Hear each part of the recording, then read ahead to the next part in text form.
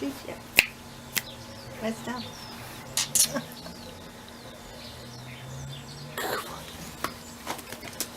This don't like that. I'm sorry. Hello everybody, and it's Catherine from Jayne Catherine on Books, and it's hashtag March Mystery Madness still. And can you believe it? I'm in the garden. Look at this beautiful sunshine. It's not supposed to, I don't know why I'm whispering. It's not supposed to be lasting for too long, because we're expecting the beast from the east, snow and wind back again for Easter. I hope not. It's my birthday on Easter Monday, so I don't want snow, I want sun. So we're taking advantage of the fact that we've got a little warm spot of sun in our garden. Everywhere looks, you look around and I think, oh goodness me, we've got a lot of trimming back and stuff to do. It's always the same, isn't it, in spring? Everything looks dead and uncared for. But anyway, here we go. What I've got today, seeing as it's hashtag March Mystery Madness middle grade Monday suggestions. That's a mouthful, isn't it? But yeah, seeing as I have my middle grade Monday, I thought, well, we can't do a Mystery Madness without some middle grade mysteries, so here we go. Now, the first three, you're probably fed up with me banging on about them because I'm always talking about them. The first one is The Secret of Nightingale Wood by Lucy Strange. Absolutely adored this one, you can see with all the things sticking out. This is a bit of a magical realism mixed in with some very important points. There's some very important issues to do with mental illness in here, and just a beautiful story, beautiful descriptions. I can't recommend it highly enough. You've seen it before. Emma Carroll, Letters from the Lighthouse. This is set in February 1941. This is a World War II mystery, and this is about children that have to be evacuated to the countryside or the seaside to get them out of London for their safety. And this is, well, there's a little bit of mystery in there, but also again some important points about being kind to people, helping others less fortunate than yourselves. They're looking after refugees, and yeah, we're going back to the World War II. Refugee crisis is nothing new, and let's all be kind to people. Loved it. Now we've got a blinking seagull going over, making a racket.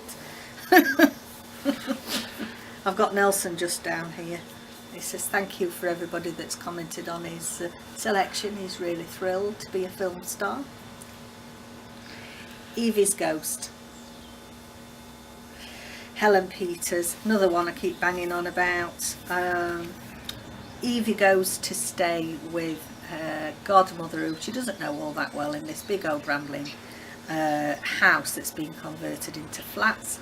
And her mother's remarried and gone off on honeymoon, and she's not well chuffed to being dumped at this woman's place, but there's something very strange going on at this house, and yeah, you may well go through a couple of doors and end up in a different time period. Yeah, very good. Make the most of people that are in your life and love them and cherish them while you're here. It's too late when they're gone. Great.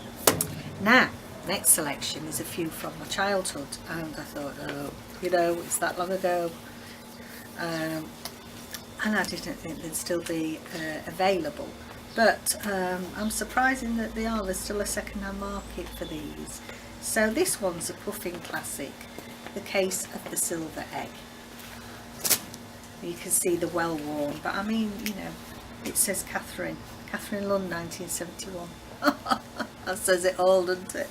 And this is a great adventure. We've got the Queen Street gang, and one of the gang, their father is a professor, mad professor, and he is kidnapped because he's developed something that's a national secret, and obviously the baddies have got him. So yeah, great fun. You can still get this at second hand. Next, Magic by the Lake, Edward Eager. Again, puffin. They used to be back in when, you know, in the 70s, Puffin was one of the, well, they still are a big publishing house, but more very prolific with children's promoting children's literature. Now, Magic by the Lake is still being published. I couldn't believe that. There's a set of 4, I think, in the whole series. I don't know why I've only got 1 left. And if you think back, excuse me, if you think back to the 1970s, and you know, kids, we were still excited about magic and things magical. You know, Harry Potter's just another generation, but we always had that type of genre around, and we were always excited about it. And this was a lovely series. Still, as I say, you can still buy it new, you can still buy it as a box set. And this is, I don't know if you can see on here, but we've got mermaids, we've got pirates, I think you can see that there, and all things magical. Magic by the Lake. They go to stay at a cottage by the lake, which is called Magic by the Lake, and strange things start happening. So have a look at that series. It's still available for you to buy for your kids now. Next, I've got these 3. That's all left of my collection by Malcolm Saville. Now, the Lone Pine Mystery Adventure series, and we've got The Secret of Grey Walls, The Mystery Mine, which I've read recently, and Rye Royal. And yeah, they've even got a Little Merlin. If you see on there, the Pocket Merlins they were called. And these are fantastic mystery series. Now, these aren't in print anymore. You have to get them second hand, and actually there's a big second hand market. There's some of these that are going for hundreds of pounds that are in, I mean, they wouldn't want to give me a few £100 for the state these are in. They're very well loved, read, and goodness knows how many times. But there is a society, there's the Malcolm Saville Society, that's still run by his niece, and take a look at that, because they have newsletters, they have interesting meetups, all about the countryside and going on walks, and just enjoying everything that Malcolm Saville represented in his books. And yeah, have a look at that, it's really interesting. And I loved these, I absolutely loved these. I mean, you know, they were just proper adventure stories, mystery, a bit scary in places. There's always some shady dude in there that these kids, it's a wonder these kids weren't murdered, really, if you think about it. They used to go after all these baddies, and it's a wonder these baddies didn't dun them in. But yeah, check those out if you can get them on the second-hand market. They're a really lovely mystery read for kids and adults alike, really.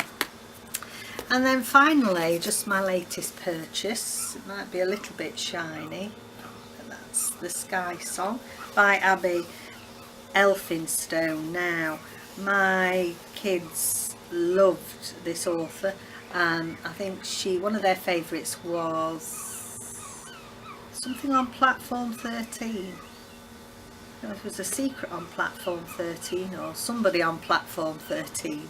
I'll have to look that up. And just look at this, this has just been released. You can see buy one get one half price. I've got one of the pesky stickers to get off. It's got amazing, oh look, and I've got a, oh we're posh in this house, you know, all a Kylie bookmark. It's got the most fantastic map at the front of end papers, and then at the back got something Arctic there, and fantastic green page edges. So this one, it says, once an adventure digs its claws in, there is not an awful lot you can do about it, especially when magic is involved. And this is about another world, magical kingdoms, bit of a polar exploration mystery, and can't wait to get my teeth into that one. So there's a few examples for you. There's some mysteries, old and new, and see you again next time for #March Mystery Madness. Bye for now.